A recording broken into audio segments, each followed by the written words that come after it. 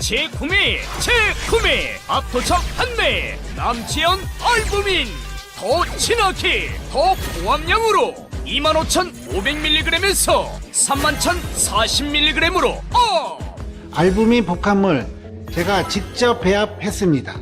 남지연 원장의 알부민 2090 울트라 맥스 간에서 매일 생성되는 알부민 우리 몸속 혈장 단백질의 주요 성분 혈액속 핵심 단백질로 영양소가 몸속 곳곳 제대로 전달되게 하는 영양 배달부 건강상태 지표물질 알부민 하지만 나이 들면서 알부민 생성 능력 저하 그래서 드셔야 합니다 100% 덴마크산 알부민 함량 폭탄 31,040mg 알부민 특성을 고려 특허 6종이 집약된 특허 조성물 3종을 더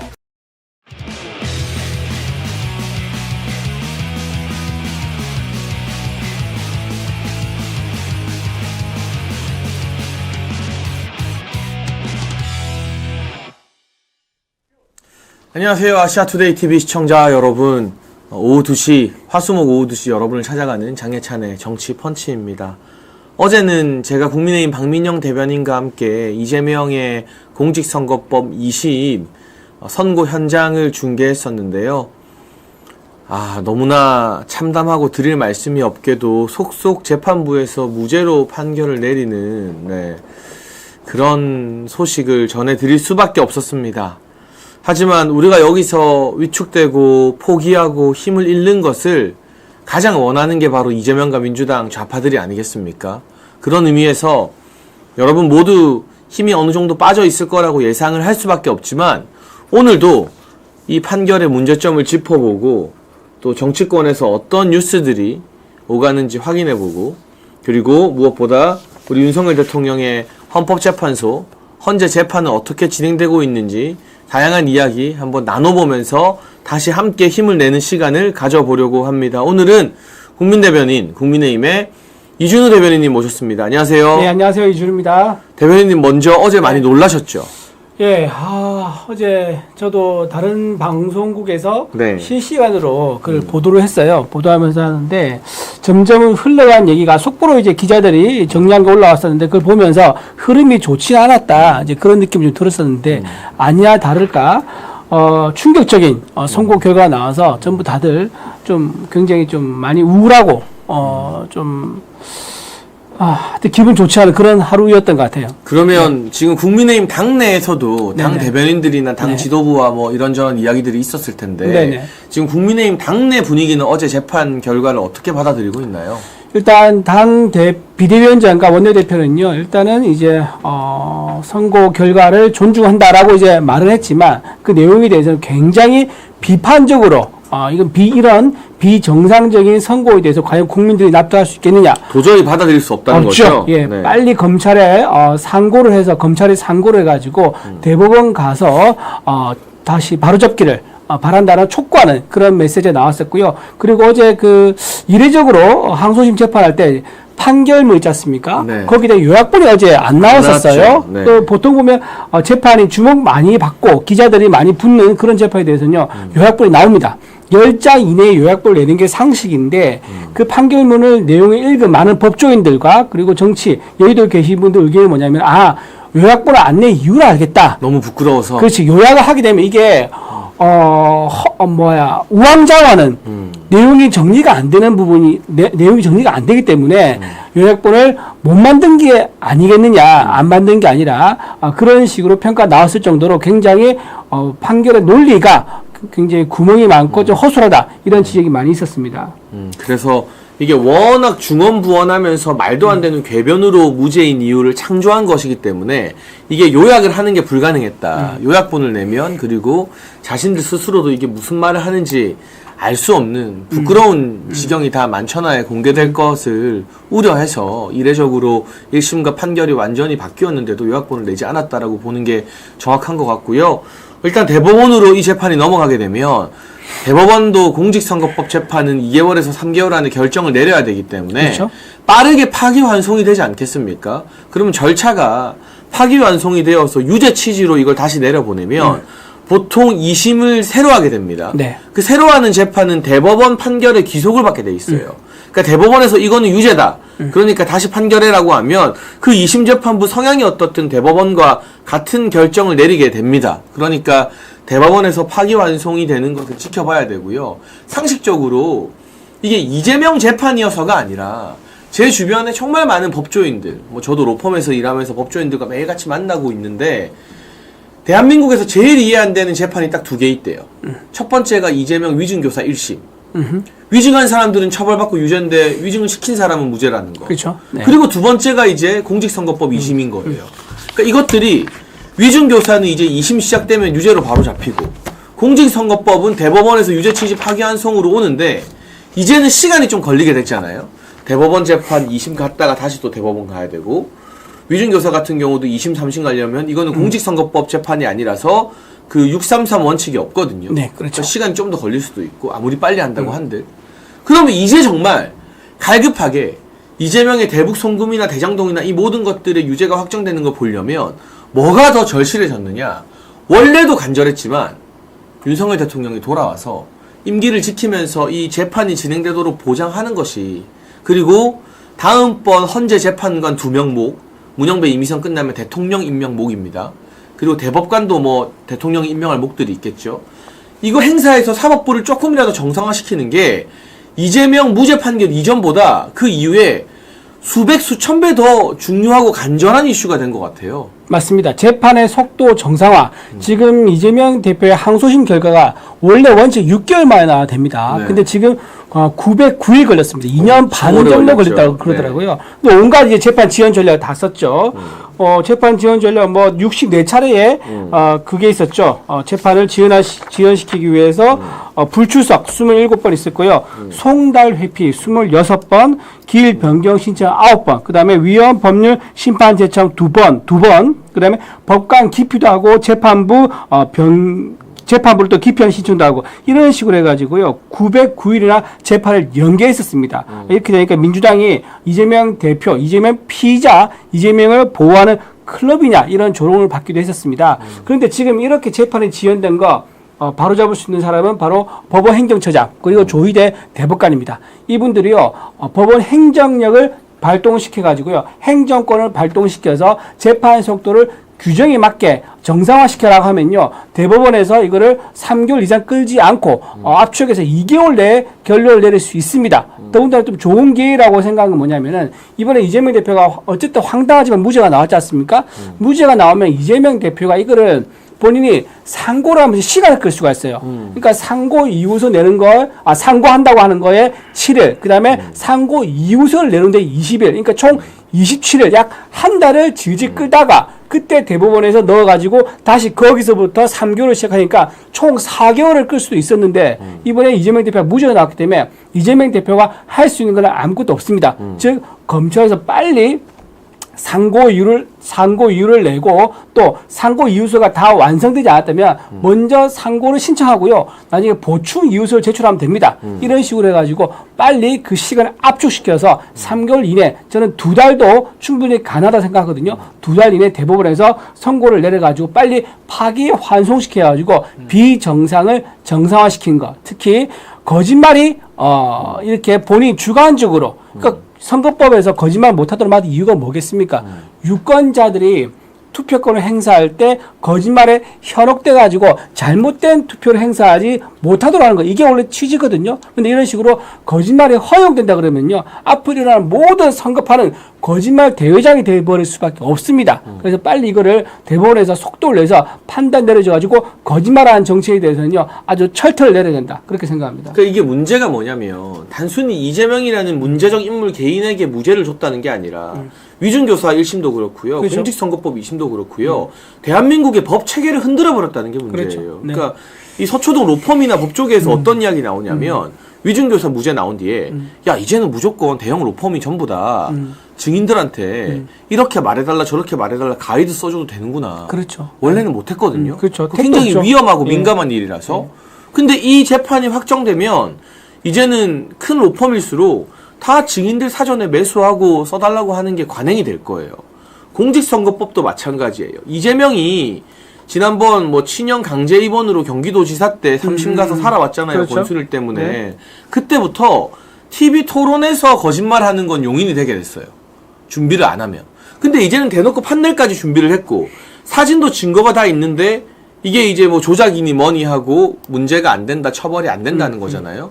그럼 이제는 공직선거에 나오는 후보들이 판넬 준비해서까지 치밀하게 거짓말을 해도 이거는 이제 문제가 안 된다. 그렇죠. 그때 백현동 사건 얘기하면서 네. 판넬 들고 와가지고 본인이 국토부에도 어떻게 협박받았다고 굉장히 구체적으로 자세하게 설명했습니다. 그래서 그를 검찰에서 확인을 해봤더니 국토부에서 협박한 공무원도 없고 그리고 성남시에서 협박을 받은 공무원도 없었다. 그러면 무슨 근거로 했냐 했더니 공문이 내려왔다는 거죠. 그 공문을 확인해봤습니다. 근데 그 공문이 어떤 압박이라든가 권유라는 게 전혀 없습니다. 내용이 어떤 내용이었냐? 성남시에서 이거 종 변경이 되느냐라고 물어봤더니 국토부에서 그건 성남시가 알아서 하세요라고 답변한 거예요. 맞아요. 근데 네. 알아서 하세요. 이걸 가지고 나는 이게 협박이라고 느꼈다라고 한 게 지금 받아들여진 겁니다. 이렇게 굉장히 객관적 사실에 반하는 언행에 대해서 이거를 이재명 대표만 용인해주는 이런 이제 선고가 나오게 되면은 앞으로 있는 앞으로 있는 모든 재판에 대해서 권력이 있고 힘이 있으면 무죄고 그러지 않고 평범한 사람은 유죄구나라는 게 지금 성립이 되는 거예요. 그런 일이 있다 그러면 국민들이 사법부를 존중하겠습니까? 국민들이 뭐 모르겠습니다. 그래서 그런 일이 없어야 된다 생각하지만 국민들이 다 힘을 모아가지고 이거 사법부를 다시 없자. 뭐 이런 얘기도 나올 수 있는 거죠, 그러면은. 그러니까 이게 정말 이해가 좀 안 되는 게 재판에 증인으로 나왔던 모든 전형직 성남시 공무원들이 우리는 협박받은 적 없다, 협박으로 느낀 적 그렇죠. 없다라고 했거든요. 네네. 근데 이 협박이라는 단어를 개인의 어떤 인식이다. 압박을 받았으면 협박으로 이해할 수도 있다. 그러니까 이게 장동혁 의원도 이런 이야기를 하는데 이 판결 때문에 이제 허위사실 공표죄가 사문화될 것 같다. 그리고 이거는 이재명이 거의 쓴 판결문이다.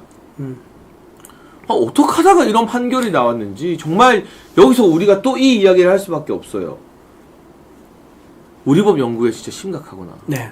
우리가 이제 판사들의 어떤 정치 성향과 출신 지역 이런 것들을 따져볼 수밖에 없는 그런 참담한 상황이 되었구나. 참 이게 우리법 연구의 카르텔이 지금 오동훈 공수처장부터 해가지고요 서부지법 그다음 헌재까지 쭉 이어지면서 그리고 민주당의 누구죠 저 법무부 장관 했던 분 법무부 장관 직접 박범계요? 박범계 네. 그러니까 또 우리법 연구의 출신인데 이런 식으로 민주당과 공수처장 서부지법 헌재까지 우리법 연구의 카르텔이 쭉 있었기 때문에 이렇게 대통령에 대한 탄핵 관련된 과정이 굉장히 속도전으로 압축해서 진행됐다. 수많은 위헌과 위법이 있었는데도 불구하고 진행됐다. 그렇게 지금 해서 우리가 비판했지 않습니까? 근데 지금 어떻습니까? 야, 이게 우리법 연구의 카르텔뿐만 아니라 특정 지역도 혹시 그런 거 아니야? 라고 국민들 오해하게 생겼어요. 그럴 수 있죠. 지금 네. 판사 3명 중에서 2분이 특정 지역입니다. 호남 출신이죠. 호남 출신이죠. 그 지역에 계신 분들이 있어서 3분 중에 2명이 있어서 혹시 영향을 받은 게 아니냐라고 국민들이 오해를 할 정도로 굉장히 국민들이 읽어봤을 때 납득이 되지 않는 판결문이 쭉 써 있기 때문에 이거에 대해서는 사법부가 오해를 풀기 위해서 결과를 정상화시키지 않으면은 이 오해는 결코 풀리지 않을 것이다. 저는 그렇게 말씀드리고요.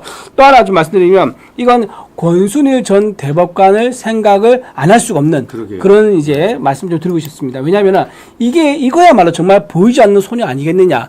김민석 최고위원은 얼마 전에 보이지 않는 손 얘기를 합니다. 그런데 지금 어떻습니까? 좀 전에 말씀드린 것처럼 우리법 연구의 카르텔은 노골적으로 보이는 손이 작용했었죠. 그런데 권순일 전 대법관은요 보이지 않는 손이었습니다. 2018년에 재판이 있었습니다. 경기도지사 선거에서 이런 얘기가 있었습니다. 2012년 4월에 분당고 보건소장한테 시켜가지고 이재명 상시 성남시장이죠. 이재명 시장이 보건소장 구모시를 시켜서 자기 형을 강제 입원시키는 것. 맞아요. 이거를 지시한 적이 있느냐 했는데 없다고 허위 사실을 얘기합니다. 자, 이게 나중에 입증이 됩니다. 허위 사실이 어떤 거냐. 이 구모 보건소장이 자기는 요청을 받았다. 그러니까 이재명 성남시장의 비서실장이 지시를 했고 거부를 하니까 다시 직접 이재명 대표가 요청을 했다라고 본인이 직접 이재명 시장한테 요구받은 사실을 증언했어요. 그래서 허위 사실이 드러났습니다. 그런데 어떻게 했죠? 권순일 전 대법관 주도를 해가지고 이게 무죄로 뒤집어집니다. 그것도 말이 안 되는 거죠. 그렇죠. 말이 안 됐죠. 그래서 그 권순일 대법관이 뭐가 있는 게 아니냐라고 했었는데 결국 뭐가 드러났죠? 50억 클럽이 드러난 거죠. 화천대유 대장동. 그렇죠. 화천대유에서 50억 클럽. 그러니까 권순일 전 대법관이 이재명 대표에게 유리한 판결을 주도를 하고 그 대가로 50억을 받았다는 게 아니냐라는 의혹 때문에 지금 재판을 받고 있습니다. 맞습니다. 자, 이것도 마찬가지예요. 네. 지금 이렇게 말도 안 되는 재판과 논리를 판결문 썼는데 혹시나 뭔가 대가가 있는 게 아니야? 이런 오해를 불러일으키는 그런 보이지 않는 소원이 작용했다는 게 많은 국민들의 의구심이라는 거예요. 그래서 이 재판 결과를 받아들이는 국민이 대다수다. 여기에 대해서는 사법부가 오해를 풀기 위해서 적극적으로 그 판결을 정상화시키는 그런 절차를 진행해야 된다. 그렇게 말씀드립니다. 네, 그래서 뭐 어쨌거나 지금 이재명과 여러 가지 사법부의 껄끄러운 판결 때문에 솔직히 말하면 저를 비롯해서 많은 분들이 좀 제정신을 유지하기가 힘든 것 같아요. 그렇죠. 어제부터. 네.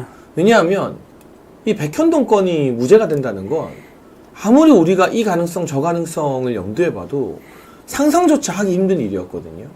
그래서 여러분뿐만이 아니라 저도 하루 종일 지금 계속 하루가 지났는데요. 머리가 멍해요, 솔직히. 김인섭 씨가 유죄를 받았어요. 그러니까 백현동 로비스트는 유죄를 받았는데. 그렇죠. 네. 그러니까 김인섭 씨가 이재명 대표가 이제 성남시장 시절에 선거 캠프의 본부장이었던 사람입니다. 네. 그 사람을 시행업자가 스카우트 해가지고 종 상향을 1단계에서 4단계로 올렸단 말이에요. 근데 그 4단계 올린 결정한 사람이 누구죠?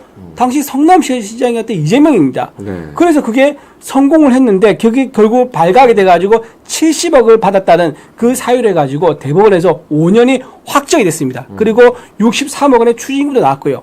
자, 종상향, 백현동 사건에서 종상향의 비리를 인정해서 그 종상향 로비한 사람은 유죄가 확정이 되는데 종상향을 결정한 사람은 무죄가 된 거예요.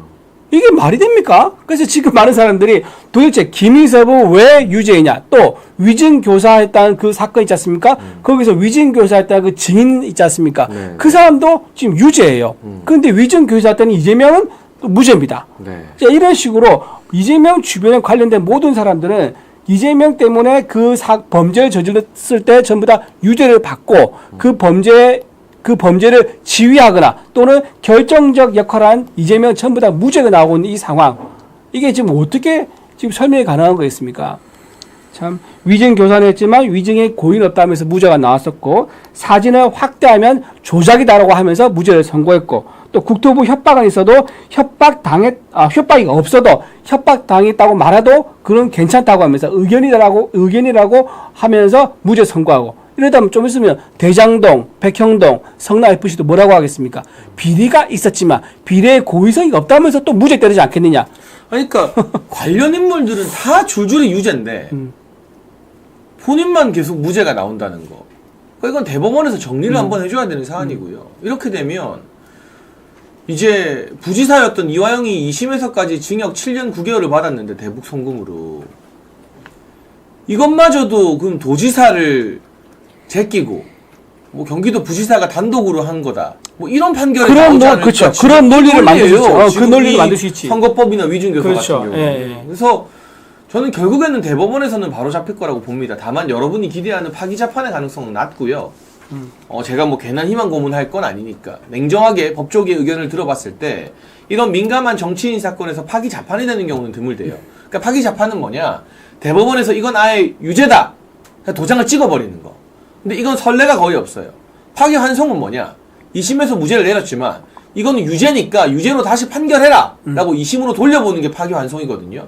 그러니까 대법원에서는 아마 파기 환송을 할 겁니다. 그러면 2심에서 이제 그 대법원 판례를 받아들여서 유죄 판결을 내리고 다시 대법원으로 올라가서 확정이 되는 그런 절차들을 거치게 되는 게 가능성이 가장 큰데, 그를 위해서는 그 어느 때보다 윤석열 대통령이 돌아와서 그렇죠. 대법원과 헌재 구성을 정상화시키고 보수 성향의 제대로 된 사람들을 헌재 재판관으로 새로 임명하고 대법관으로 새로 임명하고, 그러면서 이재명이 충분히 유죄 판결 받을 수 있는 앞으로 1년 정도 이상의 시간을 우리 대통령께서 든든히 버티시는 게 이제 이재명 유죄와 대한민국을 위해서 무엇보다 더 중요해졌다. 그러니까 이 판결 이전에 제가 앞서 말씀드리지만 윤석열 대통령 돌아오길 바라는 마음과 간절함이 100이었다면 이 판결 이후에는 대통령 돌아오길 바라는 간절함이 이제는 진짜 훨씬 더 올라갔죠. 만, 예, 예. 저 100배, 10배 올라가는 것 같아요. 10배, 100배 올라가는 것 같아요. 그 지금 그래서 저 헌재 지금 재판관들이 아마 참 이런 말 하기가 좀 그러긴 한데 원래 지금 이 이재명 재판과 관련이 없이 양심과 소신에 따라서 증거에 따라서 판단해야 됩니다. 그런데 이런 말도 안 되는 이재명 대표의 무죄 선고, 이재명 대표의 노골적인 이재명 대표 구하기 이제 이런 거 나오니까는 헌재에 있는 재판관 중에 상당수가 야 그렇게 나온단 말이지? 그러면 나는 좀 더 확신을 가지고 나는 결론을 내겠어라고 판단할 가능성이 훨씬 더 높아졌어요. 그러니까 이제 이런 분석들이 많이 나오더라고요. 그동안 조선일보나 네. 조중동 사설이 윤석열 대통령도 탄핵시키고 이재명도 유죄 가고 이게 일종의 보수 언론의 사설 논조였거든요. 근데 이재명이 너무 어이없이 돌아와 버렸잖아요. 네. 그러면 보수 성향 재판관 중에서도 이게 직접적 영향은 없어야 되지만 헌재도 사람이잖아요. 네. 이 뉴스 어제 안 봤겠습니까? 당연히 다 보고 판단에 영향을 받죠. 라이브 실시간으로 봤을 거예요. 네. 우리 법 연구에 너네 이렇게 나온단 말이지. 나 이제 거리낄 거 없이 윤석열 대통령 기각이야. 각하야. 그리고 지금 6대2다 이거는 여러분 말이 안 되고요. 네. 지금 법조 취재를 제일 빡세게 하는 데 중 하나가 SBS예요. 근데 SBS가 어제 오늘자로 무슨 기사 썼냐면 헌재가 지금 5대3으로 계속 공전하고 있을 가능성이 높다. 이런 기사를 썼어요. SBS 임찬종 기자가. 그러면 우리가 예상하는 5대3 분위기가 맞는 거거든요. 김영두는 저쪽으로 넘어갔다 치고. 근데 이제 김복형 재판관이 약간 아리까리한. 보세요. SBS에서 기사 썼죠. 5대3 되드락에 걸린 헌재. 이 정도 메이저 언론사에서 5대3이라는 수치를 쓴 정도잖아요. 여러분 그냥 유튜버 말을 믿겠습니까? SBS 법조 기자 말을 믿겠습니까? 이게 가능성이 더 높아요. 5대3인 게. 근데 이 세 명이 우리 법 연구에 너네 하다 이재명 무죄를 줘? 그래, 이제 우리 차례다. 오히려 윤석열 대통령에 대해서는 기각각하 판결을 내릴 가능성이 더 늘어났다라는 정치권 전망이 나오고 있어요. 요 분석은 어떻게 생각하세요, 대변인님? 굉장히 법조 출입 기자가 저렇게 기사에 제목을 걸고 정식으로 보도하는 거, 그러니까 기자 수첩도 아닙니다. 정식 보도입니다. 저런 식으로 보도한 거나 확신이 없으면 저렇게 보도할 수가 없습니다. 그리고 데스크라는 게 있거든요. 게이트 키핑을 다 거치는데 기자 취재, 사실은 저게 보도 안 된 뒷얘기가 있을 겁니다. 그거를 같이 보고를 해요. 그래서 데스크가 보도는 할 수 없지만 너가 취재한 뒷얘기를 들어보니까 네 말이 맞다라고 확신을 하는 거예요. 그래서 데스킹도 통과를 해서 보도가 된 거다. 따라서 5대3 데드라인이 걸려있다. 이거는 굉장히 90% 이상이 확실하다고 저는 보이고요. 그 다음 저는 이게 5대3이 아니라 저는 이게 우리 지금 그 한덕수 권한대행이 돌아왔지 않습니까? 권한대행이 돌아온 그 논리 구조를 보면요. 기각이 상당히 많았었는데 이 윤석열 대통령 관련된 탄핵에서도 절차가 왜 헌법 대가들이 10개 이상의 절차적 하자를 헌재에다 보내줬습니다. 뭐 헌재법 위반 또는 형소법 위반, 그다음 대통령한테 반론권 부여하지 않은 것 등등 이런 것들에 대해서 그냥 무시할 수가 없을 겁니다. 각각 다 그걸 무시하려고 그러면 무시해도 되는 근거를 써야 되는데 그 근거가 써지지가 않아요. 그래서 저는 지난번 한덕수 권한대행과 비슷하게 7대1 가능성도 배제할 수 없다. 정계선은 어차피 돌아오지 않습니다. 정근 재판관은 답을 정해두고 지금 하는 사람이기 때문에 이번 이재명 대표의 항소심 결과랑 비슷한 그런 재판부가 정계선과 마찬가지일 거다라는 저는 생각하고요. 나머지 재판부들은 지금 헌재에서 많은 헌법학자들이 낸 의견서 그리고 국민들의 여론 이런 것들을 다시 보면서 저는 7대의 가능성도 배제할 수 없다. 시간이 그만큼 뒤에 걸리면 걸릴수록 아마 논리를 반박할 수 없는 걸 인정할 수밖에 없지 않을까 그렇게 생각합니다. 오히려 네네. 그렇죠. 그렇죠. 네, 그래서 참 역설적이지만 이 판결 이후에 오히려 대통령 탄핵 기각각하 가능성이 좀 높아졌다는 분석이 나오고 있고 그동안 관망하던 약간 옅은 보수층이나 이런 데서 이재명을 심판하기 위해서는 이제 진짜 윤석열 대통령이 돌아오는 것밖에 답이 없구나. 오히려 보수가 더 결집하게 되는 그런 계기가 되지 않을까. 실제로 오늘 MBS 여론조사가 발표됐는데요. 지난주 대비해서 이게 뭐 이재명 재판이 많이 반영된 건 아니겠지만 오늘 발표됐기 때문에 탄핵 찬성을 바라는 수치는 좀 줄었고요. 탄핵 반대, 탄핵 기각을 원하는 수치가 좀 늘었어요. 이게 다음 주 되면 전 더 바뀔 거라고 봅니다. 그렇죠.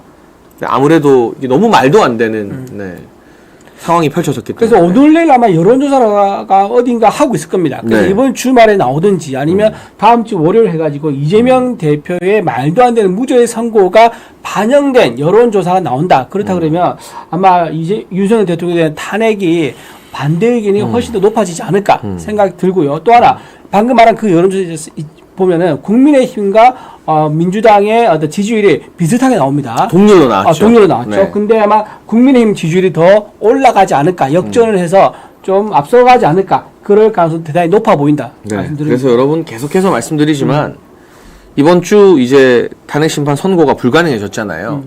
윤상현 의원 같은 경우는 4월 11일을 예상하더라고요. 다음 선거를요? 주도 아니다. 다다음 주 금요일이다. 왜냐하면 4월 18일에 네.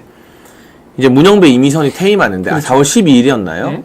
어쨌든 그 문영배 이미선 퇴임 이전 마지막 금요일이 4월 11일이에요. 네. 그러니까 5대3에서 해결이 안 되고 끌다 하다가 결국에는 마지막 금요일에는 답을 내놔야 되니까 4월 11일에 5대3 내지는 4대4로 기각학하 나올 것이다라는 게 윤상현 의원의 전망이었는데 윤상현 의원이 그냥 정신 승리하는 게 아니라 희망으로 돌리는 게 아니라 한덕수 총리 탄핵도 7대1이라고 누구보다 앞서서 전망한 바가 있죠. 뭔가 우리가 모르는 내부의 정보 소스를 가지고 지금 아까 SBS 기사도 5대3으로 이야기하고 있었기 때문에 이런 상황이 계속되는 것 아닌가라는 것을 봐야 됩니다. 그래서 결국에는 4월에 윤석열 대통령이 돌아와서 직접 국정을 정상화시키면서 사법부 정상화에 총력을 기해야 된다. 그리고 대통령이 돌아오시면 대통령에게 임명된 조희대 대법원장도 이 사법부 정상화, 우리법연구회라는 사법부 하나회를 깨기 위한 노력을 더 많이 하게 되지 않겠습니까? 그렇죠. 아무래도 네. 사법부를 전체를 한번 싹 들었다 놨다 해야 됩니다. 채를 싹 걸러가지고요. 전부 다 싹 다 채에서 걸러서 한번 정상화시켜야 된다. 사법부 내에서 사조직은요, 있으면 안 됩니다. 맞아요. 지금 이 네. 사조직의 목적이 뭡니까? 뭐 본인들 강령에 따르면은 뭐 기존의 어떤 판례를 뒤집거나 하면서 공부한 모임이라고 하지만 실제로 공부한 모임이 아니라 거기에 들어있는 면면을 보면요, 굉장히 좌파적이고 진보적인 그리고 종북적인 이런 분들이 많이 모여 있습니다. 실제 판결 내용도 보면 그런 내용들이 많고요. 그렇기 때문에 지금 법에 우리 국민들에게 법에 대한 신뢰를 회복할 수 있는 그런 유일한 방법은 우리법연구회를 전부 다 한번 정리를 하고 넘어가야 된다. 그래야지만 사법부에 대한 신뢰가 회복될 것이고 앞으로 일어나는 모든 이제 선거법 위반이라든가 각종 범죄에 대해서도 결론이 나오면은 그걸 국민들이 인정하고 수용하게 될 것이다. 지금처럼 그냥 얼렁뚱땅 넘어가면은 이건 정말 사법부에 대한 거대한 저항에 직면하게 될 거다. 그래 봅니다. 네, 그래서 정말 그 어느 때보다 더더욱 더 간절하게 우리 윤석열 대통령님의 복귀를 조속한 직무 복귀를 바라게 되는 것 같습니다. 그런데 여러분 6대2다 뭐다 이런 썰이 맞다면 민주당이 이런 이야기 안 할 거예요. 오늘도 박찬대가 마은영 임명하라고 한덕수 총리에게 협박을 했는데 이제 가관이에요. 산불 피해를 덜먹이면서 지금 경상도 전역이 이 산불 때문에 사상 초유의 국가적 재난 사태를 겪고 있거든요. 그렇죠. 네. 수십 분이 돌아가시고 이재민이 수도 없이 발생하고 있고 아까 오면서 뉴스 보니까 고속도로 휴게소도 전소될 정도. 네. 이게 이제 도심으로 번지는 상황까지 온다고 하는데 마은혁을 임명해라. 그러면 우리가 도와주겠다. 예산 도와주겠다. 그러니까 지금 이게 바터할 상황이에요. 이게 아니죠. 협상할 사안이에요. 이거 이게 굉장히 민주당에서 이거 국민들한테 이제 석고되셔야 되는 게 뭐냐면은 어제였습니다. 어제 네. 이재명 대표의 선거가 나오니까 네. 전현희 의원이었나요? 어떻게 얘기했냐면은 위대한 국민의 승리라고 했습니다. 근데 어제 어떻게 됐습니까? 산불 피해 때문에 돌아가신 분이 26명입니다. 네. 국민들은 산불 때문에 지금 목숨이 잃는 상황, 재산을 잃는 상황, 가족을 잃는 상황인데요. 거기다 대고 민주당은요, 자축을 하면서 위대한 국민의 승리라고 합니다. 이게 무슨 승리입니까, 지금? 재난 앞에서 국민들이 픽픽 쓰러지고 있는데, 지금 민주당에서 정말, 이재명 1급 체제에 전부 다, 가스라이팅이 돼가지고요, 국민 민생, 경제, 안전 이런 거 지금 눈에 안 들어옵니다. 오로지 수령님, 이재명을 모시는 거에 몰입되어 있다 보니까 국민들 전혀 돌보지 않는 그런 행태에 정말 경악을 금치 못하는 상황까지 왔다. 말씀드립니다. 정말 아유. 말로 표현하기 네. 힘든 상황에서 우리 국민들이 제 주변에도 이제 경북 지역 고향인 분들은 고향집이 다 탔다. 부모님 급하게 대피했다는 분들이 적지 않아요. 네. 그런 상황에서 마흔역 임명을 뭔가 딜인 것처럼 거래 조건인 것처럼 내세워서 마흔역 임명하면 우리가 산불 피해 예산 지원해주겠다? 이건 아니죠. 그러니까 이건 진짜 아니죠. 이게 이제 이런 것 같아요. 이게 뭐냐면 지난번에 정부가 민주당에서 예비비를 삭감했지 않습니까? 예비비에 이게 뭐냐면 재난재해가 발생했을 때 쓸 수 있는 비용이 들어가 있습니다. 근데 그걸 50% 삭감했어요. 그러니까 4조 8천억이었는데 50% 삭감해서 2조 4천억밖에 안 되는 그런 규모로 통과시켰습니다. 그때 뭐라고 했는지 아세요? 예비비 삭감해도 괜찮다. 필요하면 추경하면 된다고 했습니다. 근데 결국 이 사단이 난 거잖아요. 났죠. 났는데 지금 뭐 하고 있습니까? 추경 우리 하자고 얘기했는데 추경 안 하고 계속 자리에 안 나옵니다. 회의를 안 합니다. 그러면서 지금 얘기를 하는 게 국민들 지금 고통받고 있는 거 보이지? 그럼 마흔역 임명해. 우리 국민 도와줄게. 라는 식으로 지금 나오고 있는 거예요. 그러니까 예비비를 삭감했을 때 재난재해에 들어갈 비용을 비용을 삭감했을 때는 이렇게 정부가 정상적인 기능을 할 수 있는 거를 하게 될까봐. 그래서 정부기는 아예 절반 정도로 줄여놓는 식물 정부를 만들기 위해서 처음부터 애당초 목적을 했다. 정부 기능의 비정상을 목적으로 해서 예산을 삭감했던 게 이번에 드러났다. 저는 그렇게 봅니다. 그러면 사실 민주당 입장에서는 지금요. 예비비 삭감으로 많은 애로사항이 생겼잖아요. 오늘 보니까 해강부가 뭐 특별 교부금도 내고 하지만 이분들 이제 전소된 집 세우고 또 천년 고찰 고운사 같은 경우도 전소가 됐잖아요. 사찰들 복구하고 고속도로 타고 뭐 이런 인프라를 다 세우고 또 보상도 해드리고 하려면 막대한 금액이 소요될 거예요. 그렇죠. 제가 어림잡아도 이거는 수천억 이상이 들 것 같아요. 산림 복구까지 합하면 조 단위가 들겠죠. 네. 근데 2조를 깎았잖아요, 민주당이. 그럼 이걸 다시 추경하고 편성하고 하려면 시간이 걸리잖아요. 그렇죠. 속도가 늦어진단 말이에요. 그럼 본인들의 잘못으로 이 예산, 예비비 깎은 것에 대해서 석고대죄에도 모자랄 판에 우리가 도와줄게. 우리가 돈 협조해 줄 테니까 너네는 마흔역이다 임명해. 이 와중에도 마흔역 거리면서 눈이 돌아가 있는 거는 우리 경상도 주민들의 국가적 재난과 그 피해와 목숨을 잃는 상황보다 마흔역이 더 중요하고 대통령 탄핵이 더 중요하고 결국은 여러분 6명 안 모인 거예요. 6명이 모였으면 이 시국에까지 마흔역 이야기를 하겠습니까? 이거 욕먹을 게 뻔한데. 그렇죠. 만약에 6명, 지금 6대2가 만약에 헌재 내부에서 평의가 갈라졌지 않습니까? 그러면 문영배 권한소장대행이 선고를 안 할 이유가 전혀 없습니다. 2명이 반대가 있어도 6명이 인용을 하기 때문에요. 이거는 뭐 망설이거나 아니면 뭐 전원일치를 만들기 위해서 노력하거나 그럴 필요가 없습니다. 네. 빨리 선고를 하는 게 국정 안정에 도움이 되겠죠. 그런데 그 이재명에도 도움이 되고 그런데 이렇게 안 하고 있다고 해서 5대3이 확실한 거고 이게 4대4일 수도 있는 상황인 거고 그런 상황에서 한덕수 권한대행의 선고 결과를 보니까 이게 안에서는 4대4에서 좀 더 이동을 하면 7대1까지 가능하겠구나. 정계에서 혼자만 입장이 변하지 않고 나머지는 찬찬히 앉아가지고 먼지가 깔아앉은 상태에서 증언을 뒤져보고 법률을 따져보니까 이게 인용이 안 되는 이유가 차근차근 보이고 있는 거다.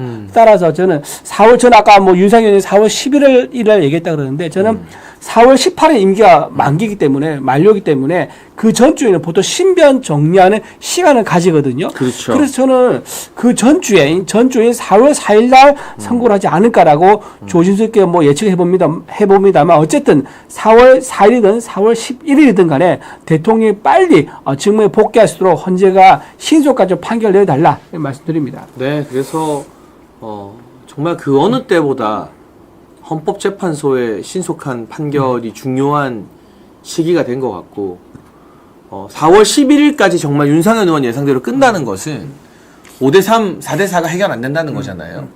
근데 이제 문영배 이미선도 정신 차려야 돼요. 문영배가 정신 차려야 돼요. 선고 기일 지정은 문영배의 권한이라고 하더라고요. 주심이 정영식 재판관이라도. 시간 끌면 보수 성향 판사들이 설득되겠지? 어제 이재명 무죄 나와서 더 한대요. 그래서 더 안 되죠. 어제 만약에 이재명 유죄가 나왔으면 문영배나 정계선이 이렇게 꽂혔을 것 같아요. 이재명도 갔잖아. 너네도 좀 양보해. 같이 보내자 뭐 이런 식으로. 뭐 그런 식으로 꼬셨겠죠. 조선일보 스탠스가 그랬으니까. 그랬으니까. 근데 이제 무슨 수로 꼬셔? 안 되는 거예요. 그러니까 이 참담한 산불 피해 앞에서까지 마은영 민주당이 이상 기류를 눈치채고 이야기하는 거잖아요. 그러니까 문영배도 고집 부리지 말고 안 된다 싶으면 빨리 차라리 대통령 복귀로 이 국정을 조속히 안정시키는 선택을 할 필요가 있다. 네. 마은혁 후보에 잠깐만 하나 더 말씀드리면은 마은혁 후보를 임명하지 않는 이유가 있습니다. 마은혁 후보가 과거에 지하 혁명 조직 인민 노련에서 사상 교육을 담당했던 분입니다. 그러니까 네. 북한의 어떤 사회주의 혁명 이런 거를 우리나라에서도 남한 정부에서도 실현하자라는 그런 행동 대장 역할을 했던 교육 담당 책임자였습니다. 그랬던 분이었고 나중에 판사가 되고 나서 어떤 게 그대로 이어졌느냐 보면 지성호 전 의원이라고 있습니다. 탈북자였죠. 네. 그분이 북한에서 탈북한 여성과 어린이 구출하기 위해서 한 500명 넘는 분을 구출했습니다. 그런데 그분들 구출하려면 어떻게 됩니까? 비용이 들지 않습니까? 그럼요. 그래서 후원금을 모집했어요. 맞아요. 근데 네. 이게 후원금 모집하다 보니까 이게 절차적 하자가 있는 거예요. 근데 그것도 좀 이해할 수 있는 게 뭐냐면은 후원금 모집을 행안부에 신고해야 되거든요. 1,000만 원 이상은 행안부에 신고해야 됩니다. 근데 행안부에 신고하면요. 이게 목적이 뭐냐, 그리고 구체적인 플랜이 뭐냐, 그리고 누가 참여하냐, 이런 걸 기록을 해야 돼요. 근데 탈북한 사람들을 구출하는 일을 하는데 거기에 기록하면 어떻게 됩니까? 탈북 루트가 노출되고 탈북에 관련된 인권 운동한 사람이 누군지가 노출되지 않습니까? 그러니까 그걸 신고를 안 할 수밖에 없었던 거죠. 근데 그런 사정을 감안해서 검찰에서 기소를 하긴 했지만 어떻게 했느냐? 벌금을 500만 원밖에 구형 안 한 거예요. 굉장히 여러 가지 정상 참작할 게 많으니까. 그때 마은혁 재판관이 어떻게 판결한지 아십니까? 그거를 4배나 뻥튀기 해가지고요. 2천만 원을 선고해버린 거예요. 그러니까 검찰에서 봐도 이거는 실정법 위반이 맞지만 취지가 워낙 민감하고 또 보안이 요구되고 북한 인권을 위한 거기 때문에 500만 원 구형했는데 그거를 2천만 원 올렸다? 그게 무슨 의미겠습니까? 북한 정권에 대해서 어떤 그 이롭지 않은 것에 대해서는 내가 가만히 있지 않겠어. 라고 하면서 벌금에 올렸다밖에 볼 수 없는 거예요. 이런 식으로 북한의 어떤 굉장히 경도되어 있는 이런 판사란 말이에요. 근데 그런 판사를 헌재에 앉힌다고요?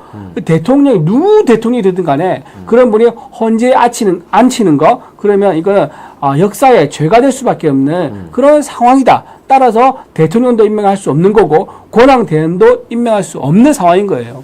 그렇죠. 네, 분명한 건 우리 이준우 위원님께서 정리해 주신 대로 쭉 진행이 될 것이고요. 네. 혹자가 이제 요런 우려를 하더라고요. 탄핵이 안 되니까 문영배 이미선이 그냥 에라이 모르겠다고 사퇴해버리면 6명 남잖아요. 예. 그럼 탄핵도 안 되지만 6명에서 결론도 못 내는 거 아니냐. 그렇죠. 예. 7명이 있어야 결론을 낼 수 있는데 그렇죠. 예. 라는 해석이 있잖아요. 근데 그것도 뭐 헌재가 유권 해석하기 따라 다른 거예요. 6명으로 결론 못 내린다라는 결정이 나온 적은 없거든요. 아직까지는. 그런 가능성도 있는데 저는 그때가 되면 오히려 기세가 완전히 꺾인 거다. 맞잖아요. 그렇죠. 예. 문영배 이미선이 톡 끼면 산술적으로 5대3이라고 했을 때 네. 2명 빼면 이제 어떻게 되는 겁니까? 3대3 되는 거예요. 네네. 그러면은 결론을 저는 낼 수 있는 상황이 오히려 더 온다. 그래서 문영배 이미선이 마지막까지 4월 11일까지는 버티다가 안 되면 4월 11일에 두 손 두 번 다 들고 5대3이든 4대4든 판결 발표한다. 라는 게 이제 윤상현 의원과 또 이번에 한덕수 7대1을 맞춘 그 TV조선 류병트 차장 이런 사람들의 취재 내용이고 전망이던데 그쪽 시나리오에 저는 조금 더 무게감이 실리는 것 같아요. 지금 여러분 6대2 기류다 뭐 이거는 귀 기울일 필요가 없습니다. 그 지금 임기를 앞두고 있는 분들 있지 않습니까? 이분들이 결국은 남은 생이 뭐 20-30년 봅니다. 평균 수명으로 계산하면은 20-30년 동안 본인이 한 분야에서 이런 사법부 법조계에서 한 분야에서 쌓아온 네트워크가 있을 거예요. 그 자기 세계관이 있고 거기서는 언제나 인정받는 거죠. 근데 곧 퇴임을 하고 나서 앞으로 남은 20-30년을 보내야 되는데 역사의 죄인으로 남을 것이냐 어딜 가든지 간에 예를 들면 마스크를 써야 된다거나 모자를 깊게 눌러 써야 된다거나 선글라스를 껴야 된다거나 이런 상황을 20-30년 동안 하면서 산다고 생각해봐요. 얼마나 괴롭겠습니까? 따라서 아마 본인들은 법의 역사의 기록에서 죄인으로 악인으로 남는 기록될 수 있는 그런 판결을 하지 않을 것이다. 하지만 민주당인들이 좌파들이 워낙 이제 설득하고 꼬드기겠죠. 거기에 이제 본인들이 바로 반응할 수 없으니까 조금 시간을 끄는 것 뿐일 것이다. 결국은 본인들의 어떤 명예와 본인의 세계관에서 인정받기 위해서는 어쩔 수 없이 기각에 표를 던지지 않겠느냐. 그리고 선거를 하지 않고 도망간 일은 그것도 마찬가지로 역사의 죄인이기 때문에 그런 일은 없을 거다. 이렇게 볼 수 있을 것 같아요. 네, 그래서 지금 우리가 뭐 너무 다 됐다 방심해서 안 된다는 거 이재명 재판 보고 느꼈지만 헌재와 관련해서는 우리가 기죽고 막 패배주의에 또 빠질 필요는 없다. 주말까지 사람들도 모으고 헌재 게시판에 글 남기고 하면서 계속 우리가 전투력을 끌어올려야 되는 거지. 뭐 6대1이에요. 끝났어요. 막 이럴 필요는 전혀 없다라는 말씀을 드리고 싶고요. 이 와중에 최후의 순간까지 계속해서 보수의 스피커로, 탄핵 반대 스피커로 활약하고 있는 전한길 선생님 관련된 소식을 좀 전하겠습니다. 네. 전한길 선생님이 본인이 이제 탄핵을 반대하고 대통령을 지지하게 되면서 정말 친한 친구에게 내가 쓰레기라는 소리까지 들었다라는 이야기를 했어요. 그랬더니 뜬금없이 누가 튀어나와서 그 친구가 나다. 내가 전한길 보고 쓰레기라고 했다. 내가 전한길 선생님 파산했을 때도 도와주고 했는데 이제는 내 장례식에도 오지 말라고 했다. 이런 이야기를 했어요. 근데 이 사람이 알고 보니까 김호창이라는 이 사교육하는 사람인데요. 과거 조국 사태 때 조국 편을 들고 조민은 문제 없다라고 했던 김어준 방송에 적극 나갔던 네. 그 사람인 게 알려져서 오히려 야 역시 그럴만하네 이런 이야기들이 나오고 있습니다. 그렇죠. 이제 김호철이라는 분이 이제 전한길 강사의 친구라고 했었죠. 친구라는 절친이라고 했었는데 과거에. 근데 전한길 선생님한테 쓰레기라고 불렀던 이 친구가 과거에 2019년 8월입니다. 김어준의 딴지 방송국에 출연해가지고요. 조국 후보에 따른 매우 정상적인 입학 과정을 거쳤다라고 하면서 부정 입학 의혹을 부인했다고 합니다. 제가 근데 조국 전문가 아니겠습니까? 제가 이 사건을 맨 처음에 발굴해가지고 이제 부산대 의전원에 있을 때 제출했던 그런 이제 입학 서류, 첨부 서류 그리고 받았던 이제 장학금 이런 것들이 전부 다 의혹이 있다라고 처음 의혹 제기하면서부터 언론 취재 들어가고 검찰 수사가 들어가고 했던 건데요. 제가 너무나 잘 압니다. 자, 조국 딸이 그 동양대 표창장 있지 않습니까? 그거는요 위조 과정이 나중에 재판 과정에서 아주 자세히 상세히 나왔어요. 그러니까 정경심 씨가 자기는 컴퓨터를 다룰지 모른다고 했지만 컴퓨터 얼마나 잘 다루는지가 나온 거예요. 그게 뭐냐? 정경심 씨가 자기가 과거에 다녔던 무역회사가 있습니다. 그 무역회사 경력 증명서가 있어요. 그거를 스캔을 떼가지고요. 날짜를 조정을 한 적이 있어요. 날짜를 원래 한 1년 정도 일했었는데 그거를 한 7, 8년으로 늘린 적이 있습니다. 네. 그 조작한 파일이 정경심 씨의 컴퓨터 파일에서 나온 거예요.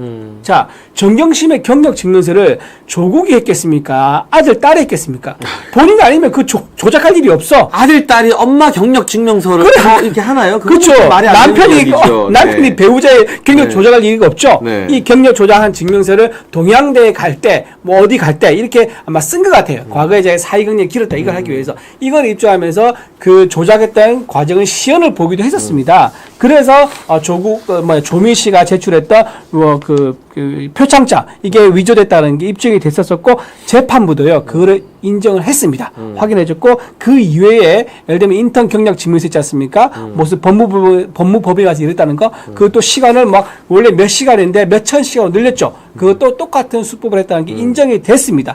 이런 식으로 어떻게 시연됐는지 시연도 가능하고 과거에 조작했던 선례도 나왔었고 기록도 나왔었고 그리고 법원도 인정했음에도 불구하고 김호창 씨 혼자 그 믿지 않고 떠들고 있다는 거 굉장히 김호창 씨야말로 정말로 상식에 어긋나는 그리고 자기가 믿고 싶은 것만 믿는 이런 분한테요 어떤 증거나 사실 갖다 줘도 본인은 믿지 않습니다. 뭘 갖다 줘도 의미가 없는 거예요. 자기가 결론 내리는 것만 생각하고 있는 거니까. 그래서 전한길 선생님께서 오히려 이번 기회에 인간관계를 정리할 수 있는 좋은 기회가 아니겠는가 그런 생각도 좀 해봅니다. 그리고 어쨌든 어려울 때 함께했던 친구들한테 저런 공개 저격을 당하면 마음이 많이 힘들고 힘들긴 하겠죠. 근데 네. 이제 그 이상 정말 수많은 전한길 선생님의 지지자들과 국민들, 청년들이 더 많이 생겼기 때문에 그렇죠. 힘내시라는 위로를 제가 전하고 싶고 네. 저도 지난 총선 과정과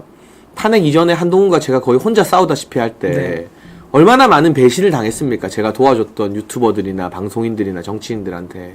근데 그게 지나고 보니까 잘 정리됐다. 그렇게 인생에 좀 옥석이 가려지는구나.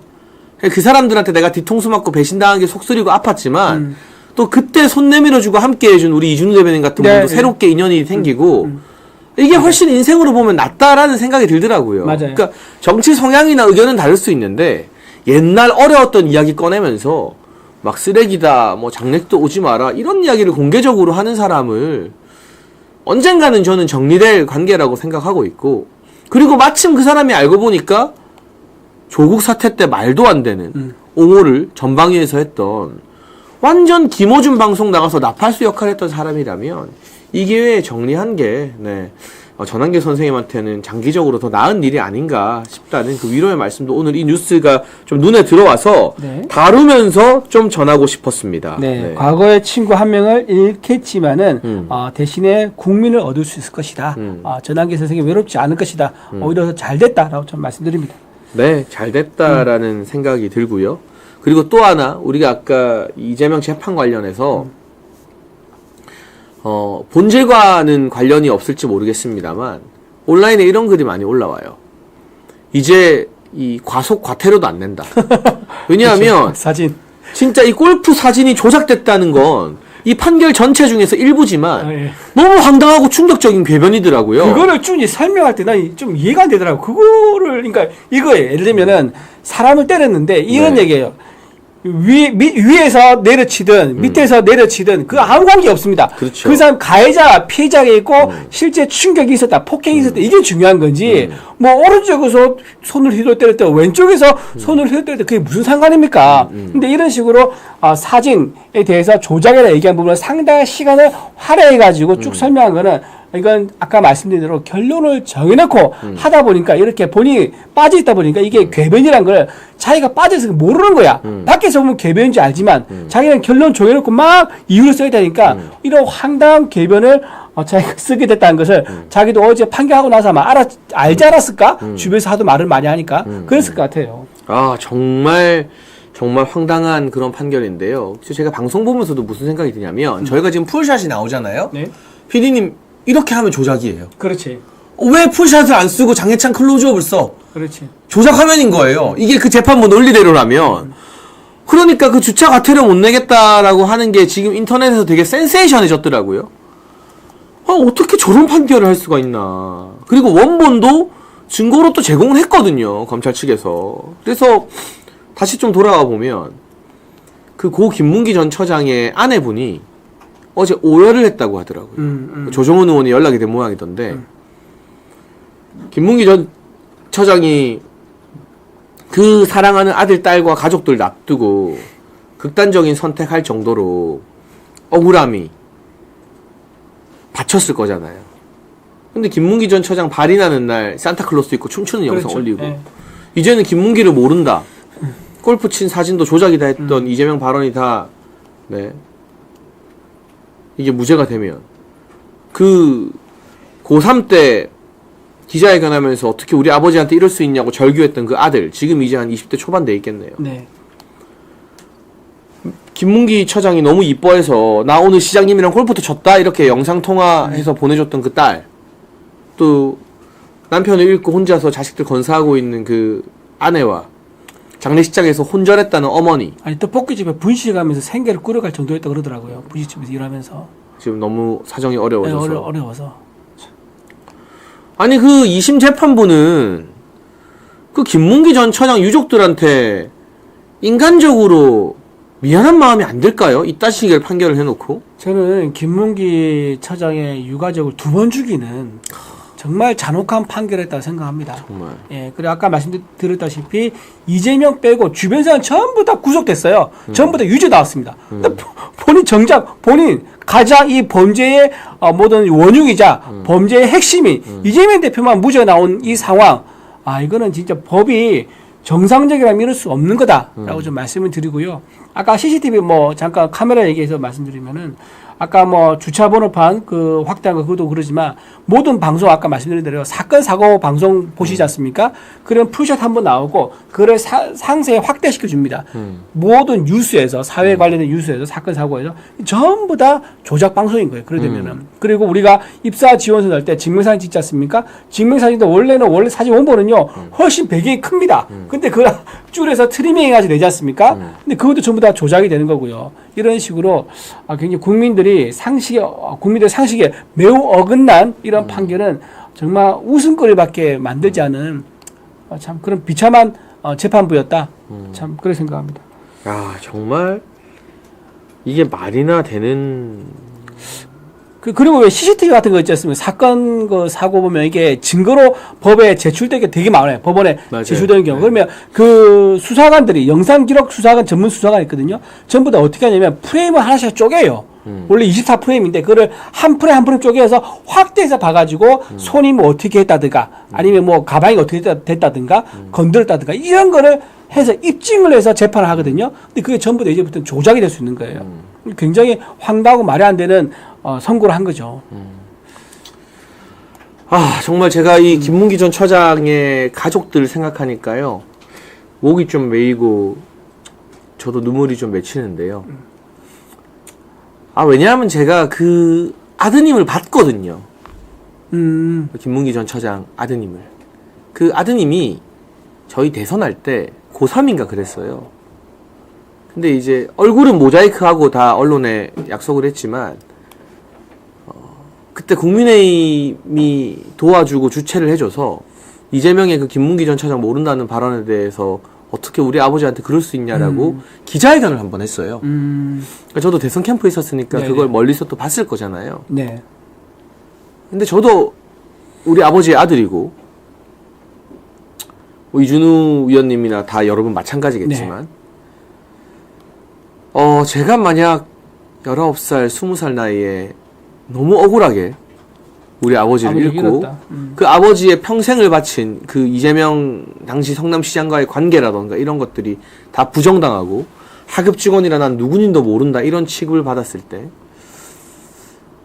그 아들로서 어떤 심정일까를 생각하니까 그때도 참 마음이 아팠지만 이게 이 재판 결과로 1심에서 그나마 조금이라도 아쉽지만 일부 유죄가 나오면서 김문기 전 처장 관련해서 가족들이 한이 풀리지 않을까 싶었는데 2심에서 이런 결과가 나오고 조정훈 의원이 말하기 김문기 전 처장 아내가 오열했다고 하지만 그 아들 딸인들 안 울었겠습니까? 그렇죠. 이 판결을 보면서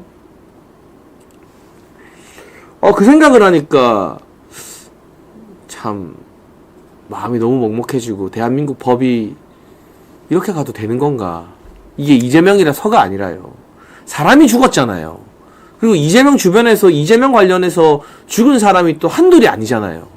근데 그 사람들의 억울한 영혼, 원혼이라고 하죠. 그 넋을 적어도 민주주의의 보루라는 사법부에서만큼은 좀 달래주고 지켜줘야 되는 거 아닌가? 이게 막 뭐 말도 안 되는 법리를 들이대고 그래야만 알 수 있는 문제입니까? 국민의 상식과 법감정으로 잘못인지 아닌지 판단할 수 있는 문제인데. 이재명 대표 주변에서 일어난 7명의 의문의 죽음, 그리고 이재명 대표 관련된 여러 가지 비리 사건들 관련해서 이재명 대표를 제외한 나머지 사람들 유죄 판결을 받고 있는 이 상황, 이런 비정상을 정상화하는 방법은요, 딱 하나밖에 없습니다. 윤석열 대통령이 돌아와가지고요, 정상화시키는 거예요. 대통령으로서의 정당한 권한을 가지고 사법부에 대한 개혁, 그리고 우리법연구의 카르텔, 하나의 조직 있지 않습니까? 그를 정리하는 거, 이 방법밖에 없을 것이다. 그러지 않고서는 이렇게 억울하게 돌아가신 7분의 유가족들이 눈을 감을 수 있겠습니까? 밤에 잠도 못 아마 이루실 것 같아요. 그래서 지금 뭐 주변에 보면 이재명 대표 빼고 나머지 분들이 지금 유죄 받으신 분들 아마 지금 여러 가지 복잡한 생각이 들 겁니다. 왜 나만 유죄 받지? 나는 이재명 대표를 위해서 헌신했고 이재명 대표를 위해서 짜고 범죄를 저질렀는데 왜 나만 처벌받지? 왜 저 사람은 처벌 안 받지? 라는 그런 마음이 들 건데 용기를 내가지고 특히 이화영 전 경기부지사가 용기를 내가지고 좀 더 이재명 대표에 대해서 이제는 말할 수 있다. 진실을 말해달라. 좀 그런 말씀도 같이 좀 드리고 싶습니다. 네, 저 힘 빠지지 않았습니다, 한빈님. 저 힘 빠지지 않았고요. 더 힘내서 가열차게 대통령 돌아오실 때까지 돌아오신 이후에도 싸우지 않은 이야기를 하는데 김문희 전 처장 생각하면 가슴이 너무 그렇죠. 아파서 네네. 그래서 제가 방금 떠오른 생각인데요. 윤석열 대통령께서 직무에 복귀하시면 김문희 전 처장 가족들 한번 한남동 관저에 초대하시면 좋겠어요. 좋네요. 네. 식사라도 하면서 네. 뭐 그거 가지고 민주당이 난리를 치겠지만 우리 국민의 한 사람이고 너무나 재판부에 의해서 진짜 2번 죽는 고통을 겪고 있는 가족들인데 한번 초대해서 위로해 주시는 것도 돌아오셔서 할 수 있는 행보가 아닌가 하는 생각이 듭니다. 네, 여러분 오늘 이준우 대변인과 함께 비록 어제 이재명 무죄 판결이 났지만 이대로 당할 수 없다라는 취지로 쭉 여러 가지 이야기를 했습니다. 저희는 결코 지치지 않고 오늘도 제가 여러 방송 나가서 이준우 대변인과 함께 싸울 테니까요. 네. 여러분도 지치지 말고 대통령 돌아오실 그 이유까지 생각하면서 함께 힘내주시기를 부탁드리고 언제나 정론으로 진실을 보도하기 위해 힘쓰는 우리 아시아투데이 TV 구독과 좋아요로 많은 응원을 해주십시오. 그리고 이 남재현 원장의 알부민 울트라맥스 2090도요. 아투TV에서 저희가 이런 방송을 할 수 있게끔 도와주는 정말 소중하고 고마운 파트너거든요. 이 알부민 여러분 아시겠지만 간에서 만들어지는 혈관 단백질이고 간과 심장 컨디션 개선, 피로회복 신체 기능 강화에 도움이 많이 됩니다. 여러분만을 위해서 2+1 한정 특가도 준비되어 있으니까요. 아래 번호로 전화하시고 주문하셔서 함께 건강하게 이 장기전 마라톤 함께 싸워 나가시죠. 오늘 시청해주신 분들 너무 감사드리고요. 장혜찬의 정치펀치는 화수목 오후 2시입니다. 화수목 오후 2시는 잊지 말고 아시아투데이에서 오후 2시 저와 함께 해주시면 부탁드리겠습니다. 네, 시청해주신 여러분 이준우 대변인과 함께 인사드리겠습니다. 감사합니다. 고맙습니다.